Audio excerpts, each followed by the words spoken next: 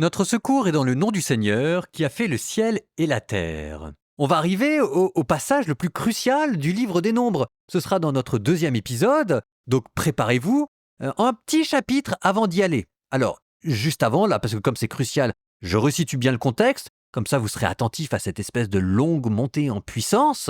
Je resitue un tout petit peu le passage. Nombre 10, le peuple était parti en fanfare. Nombre 11, le peuple a râlé et s'est pris la colère de Dieu contre lui. Nombre 10 s'était tourné vers le futur et la terre promise. Nombre 11, nous étions tournés vers le passé et vers l'Égypte. Nombre 10, vous aviez Dieu qui parlait avec Moïse et qui promettait la bénédiction et la défense. Nombre 11, c'est le peuple qui parle et qui murmure, et cette fois-ci c'est Dieu qui détruit.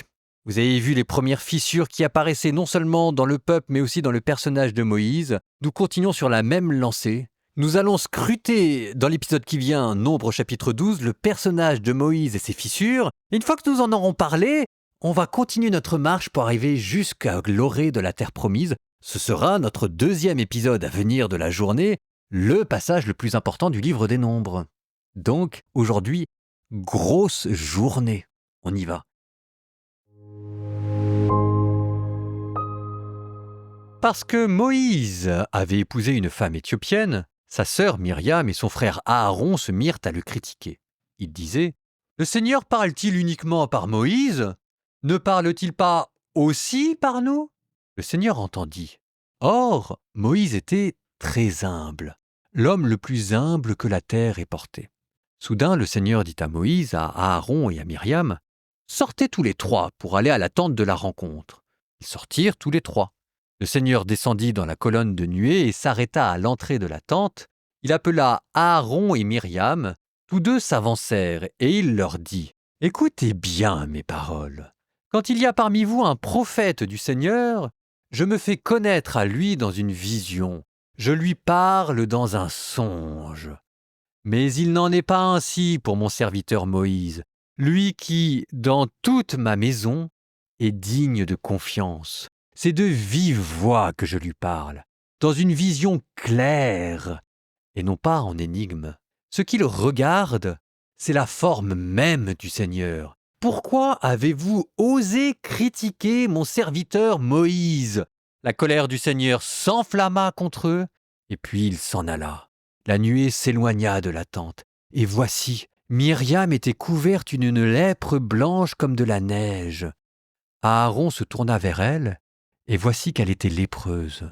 Il dit alors à Moïse, « Je t'en supplie, mon Seigneur, ne fais pas retomber sur nous ce péché que nous n'avons eu la folie de commettre, que Myriam ne soit pas comme l'enfant mort-né dont la chair est à demi rongée lorsqu'il sort du sein de sa mère. » Moïse cria vers le Seigneur, « Dieu, je t'en prie, guéris-la. » Mais le Seigneur dit à Moïse, « Si son père lui crachait au visage, n'aurait-elle pas honte pendant 7 jours ? Qu'elle soit donc exclue du camp pendant 7 jours, après quoi elle sera réintégrée. » Myriam fut donc exclue du camp pendant 7 jours, et le peuple ne leva pas le camp avant qu'elle ne soit réintégrée. Ensuite, le peuple partirent d'Achéroth et ils campèrent dans le désert de Paran.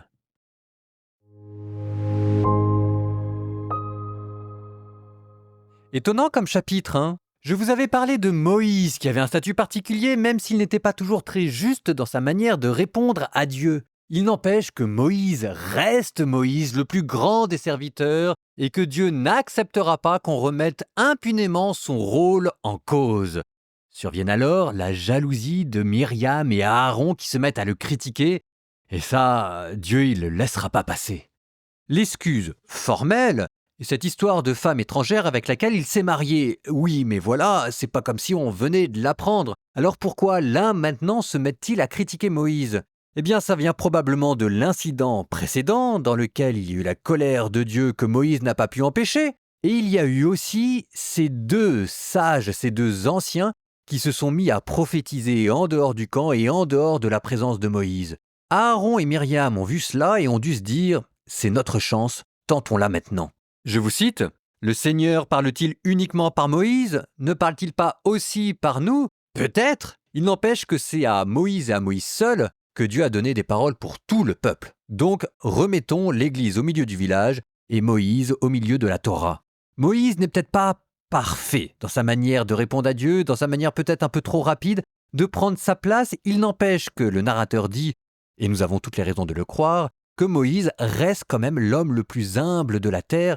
Dans le livre de l'Exode, la première fois qu'il avait rencontré Dieu, on nous avait dit de Moïse qu'il avait des difficultés à parler et la tradition dit de lui qu'il était bègue.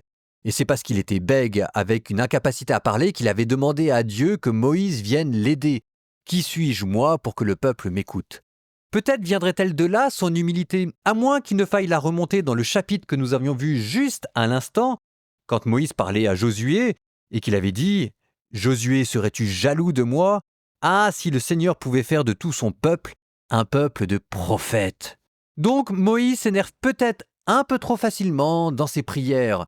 Il parle peut-être de manière un peu trop familière aussi avec Dieu, il n'empêche qu'il n'est pas jaloux de son autorité et n'agit pas non plus à la manière d'un despote. Il y a quelques petites fissures en lui, mais pas suffisamment pour oublier de voir le bloc de marbre dans lequel son caractère est taillé. Et d'ailleurs, voici la réponse de Dieu. « Écoutez bien mes paroles, quand il y a parmi vous un prophète du Seigneur, donc ça veut dire que Dieu reconnaît bien qu'il n'y a pas que Moïse comme prophète, je me fais connaître à lui dans une vision, je lui parle dans un songe. » Ça, c'est ce qu'on pourrait appeler la mystique ordinaire.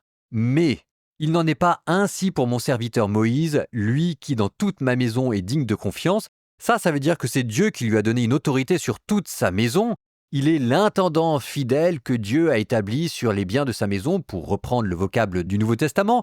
Il est comme Joseph que le Pharaon a établi sur toute l'Égypte, comme Adam que Dieu a établi sur toute la création. Enfin, c'est pas rien, quoi. Et pourquoi cela ? Parce que il est humble et que c'est de vive voix que je lui parle, dans une vision claire et non pas par énigme. Ce qu'il regarde, c'est la forme même du Seigneur. Même pour être au plus près du texte, ce qu'il regarde, c'est l'image de Dieu. L'image de Dieu, c'est quoi ? C'est l'homme. Homme et femme, il les créa à son image. Ce que Moïse a vu en haut du mont Sinaï, c'est l'homme parfait. C'est Jésus. Jésus qu'il a retransmis comme il pouvait à travers le décalogue. C'est pas rien quand même. Eh oui, c'est ça Moïse. Alors allez pas le critiquer trop vite. Voilà ce que rappelle Dieu. Voilà ce que dira la lettre aux Hébreux commentant exactement le passage Nombre 12. Moïse a été fidèle dans toute la maison de Dieu comme serviteur pour rendre témoignage de ce qui devait être annoncé. Il a témoigné du Christ à travers le décalogue. Et un jour, le Christ viendra qui le surpassera, comme continue la lettre aux Hébreux.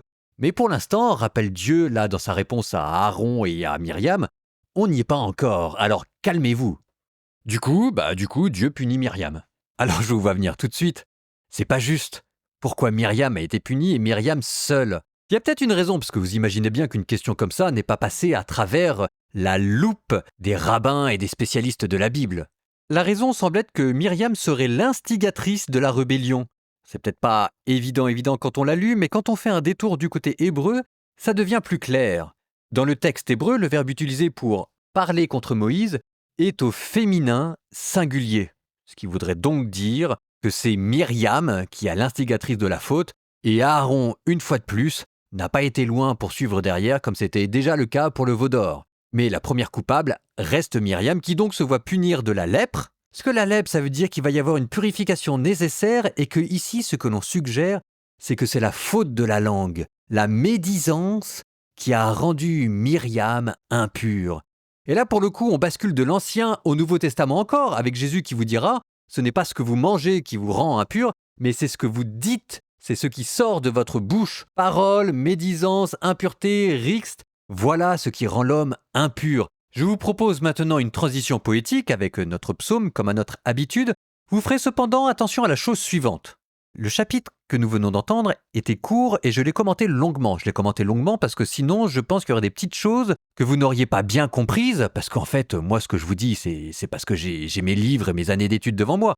Quand on découvre ça pour la première fois, on n'arrive pas à voir toutes ces subtilités, donc probablement que vous seriez passé à côté et vous seriez sorti de là en vous disant « C'est quoi cette histoire ? Encore un chapitre bizarre ».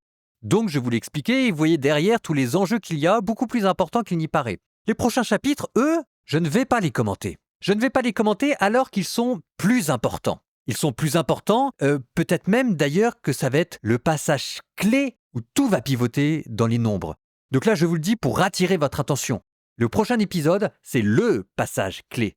Je vous en parle déjà un petit peu maintenant pour que vous soyez prêts quand ça va arriver.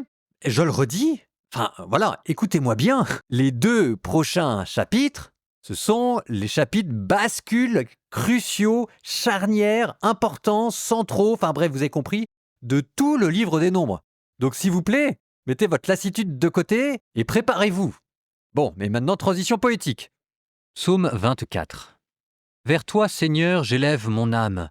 Vers toi, mon Dieu, je m'appuie sur toi. Épargne-moi la honte, ne laisse pas triompher mon ennemi.